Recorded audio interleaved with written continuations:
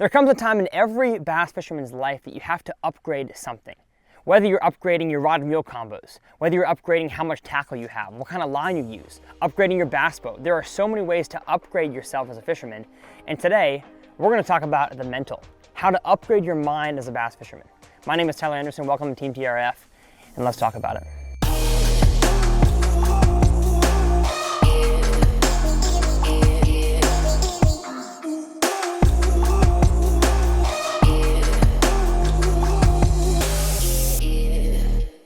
Now you guys might be completely confused by that intro, and I would not blame you.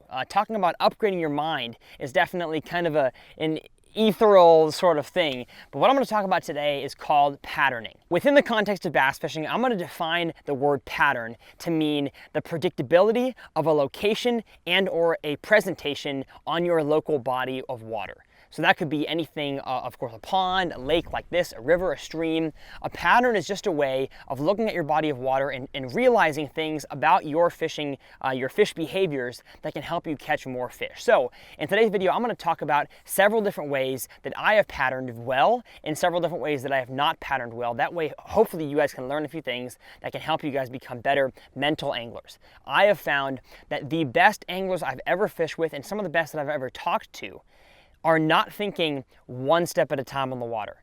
They are not thinking of the lure they're throwing, the place they're throwing, and hopefully I catch a fish on this cast. They are thinking 5, 6, 7 steps ahead, where if I don't catch a fish on this cast, I have these 3 next locations that I'm planning on casting to ahead of my boat. Then I have, if those 3 locations don't work out, I have these other 2 baits that I'm going to switch to for those other 2 locations I see with my eyes.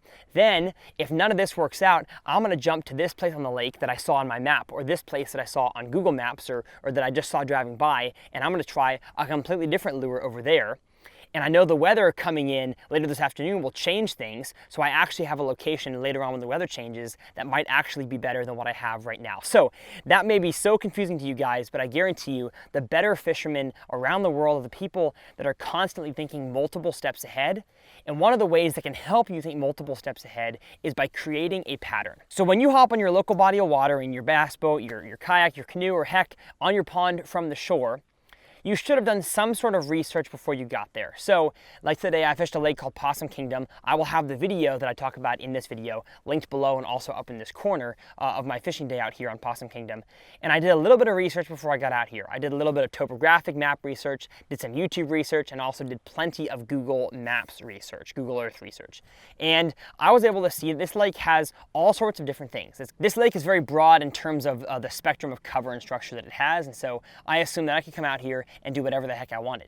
So if you guys have not seen the video that I'm going to be referencing, I would recommend you guys to pause this and go click on that one. I linked in the description below. But I got out here, I headed straight across the lake, and the first thing I did was just fish something that looks good. That is usually what I do. Unless it is an offshore type event, I'm usually showing up to the lake and I'm fishing something that I see on my map that looks good or with my eyes that looks good. And I saw a main lake point that looked awesome with a lot of fish activity. So those fish were busting on bait fish and they were feeding on those bait fish as they do in the fall. And so of course I caught those fish. I caught I think 1 or 2 or 3 fish in the morning off that area. And so at this point I was off to a great start. I had fish located and I was catching them. But in my mind I thought maybe I could do better. You know, I've never been to this lake before. I'd kind of like to see what it's like, and so maybe I could catch more fish than I am right now somewhere else. And that was the first mistake that I made. The number one thing I'd say is that unless you were in a tournament and you're trying to catch bigger fish, if you're just going out to have a good time and you find an area with biting fish, do not leave that area like I did. But one thing that I tried to do is, of course, fish different stuff like bluffs. I fished some 45-degree rock banks. I fished some really, really shallow reeds. And by the end of the day, I wound up knocking myself in the head thinking, Tyler, you found yourself a pattern. It was the shallow reeds with a little stick-ups next to them with tons of bait fish. And I missed so many locations like that around the lake. I skipped over them because I thought to myself, oh, the fish weren't big enough, there wasn't enough fish there, but I come back and that is the only place that I can catch fish. And so that is the number one thing I say, is that if you find fish that are biting, think about every single scenario there, whether it's the water clarity, whether it's the bait you're throwing, and try to find areas around your lake or pond that are the exact same, because bass are a creature of habit. oftentimes you don't have bass around the lake doing multiple different things. Most bass kind of tend to do one thing at one time. So with my first little general tip out there about, not leaving biting fish to find other fish, I'm going to talk about actually patterning. So what it looks like to formulate a pattern.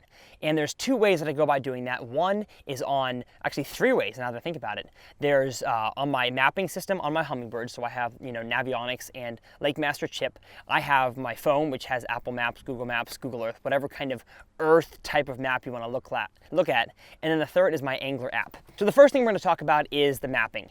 If you guys are bass fishermen from a bass boat or any sort of watercraft on the water, you know how important mapping is. Learning how to read topographic mapping will give you such a leg up on all of your buddies because you are able to figure out where those fish are moving to and from. So today, the topographic mapping didn't really matter all that much. It was more the Google Earth type of thing. But a lot of lakes in the country, especially these highland chain of lakes here, the rocky, the steep, the clear type of lakes, those lakes have all sorts of different contours. So you have flats, you have very, very steep banks, steep depressions, you have humps, you have drop-offs, all that kind of stuff. And if you catch fish, let's say the creek channel swings up on the side of a main lake bluff, and you catch fish exactly on that same area. You don't catch fish just to the left where the creek channel is not swinging. You catch fish right on that exact contour line. Try to find areas around the lake by looking at your mapping, whether you're looking at it after you get off the water, in preparation for day 2 of practice for a tournament, or you are looking at it on the water on your graph. That is the first thing that I would check, is if you catch fish in an area and you're trying to pattern, trying to make that fish catch replicable around the lake, make sure you're looking at topographic mapping to try to match up exactly how you caught your first fish with how you hope to catch fish in the future. The second way to pattern is to use your phone or your computer, and as I mentioned, the use of some kind of global mapping system to find areas that look good based on the naked eye. Now this usually only works if you're fishing shallow, so if you're fishing some sort of offshore contour lines, you're not going to be able to see it on Google Earth, unless of course you can go back to historic maps and find when the lake level was lower, if your lake level is fluctuating like a lot of Texas lakes do. Then you can find contour stuff. But for the most part, this is when you're fishing a super shallow pattern and you need to find the type of cover that you just caught a fish on to replicate throughout the lake. And so today, that is what I should have done. I should have taken the area that I first caught fish, the shallow reeds and the shallow wood, and I should have opened up my map and scrolled around and looked for the exact places that are like that. That way I could catch more fish. But instead I was a Dumbo, and I said, I'm just gonna go try bluff walls. I'm gonna go try throwing an Alabama rig, and it didn't work. And so that's the second way. It's super easy. I love looking at Google Earth. I find myself for hours looking at lakes that I'm not even gonna go fishing at to try to find good fishing locations. And one example that I utilized patterning method number 2 is when Garrison and I fished at Sam Rayburn and got 9th place in the FLW college tournament.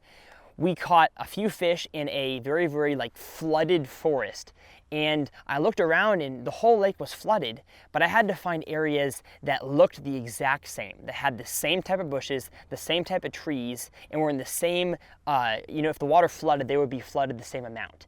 And so you can't find that on my topographic mapping because the companies don't map in the woods. The boats don't go up there. The water's never up there. And so, of course, you're not going to have contour lines into the areas that I was fishing.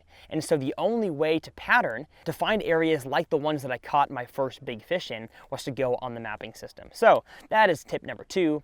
And number 3 is to use the Angler app.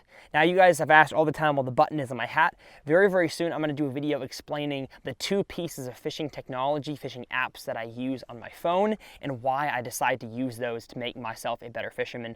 And the Angler app is incredible because not only does it track everywhere you go on the lake, every time you press this is a catch, double click is a bullseye, so like a hot spot, and then pressing and holding for 3 seconds lets the app know that you changed tackle. And so if you have all the tackle set up in here, I'm gonna show you guys my trip. This was the trip from today. So it's pretty cool to see exactly where I went throughout the lake, and a lot of apps stop there.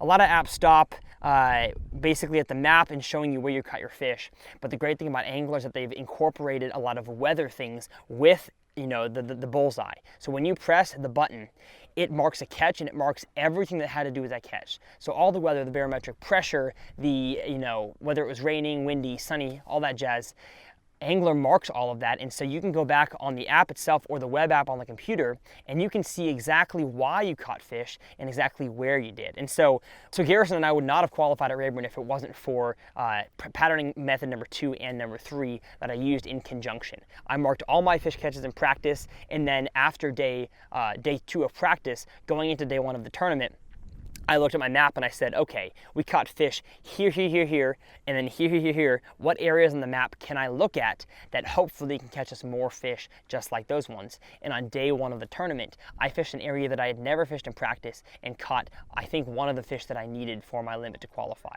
So hopefully you guys learned a few things. Again, if you guys missed, I guess I'll link the 2 videos, the one that I filmed today that I patterned bad, and the one from Rayburn that I patterned very good, and I'll link those in the description below.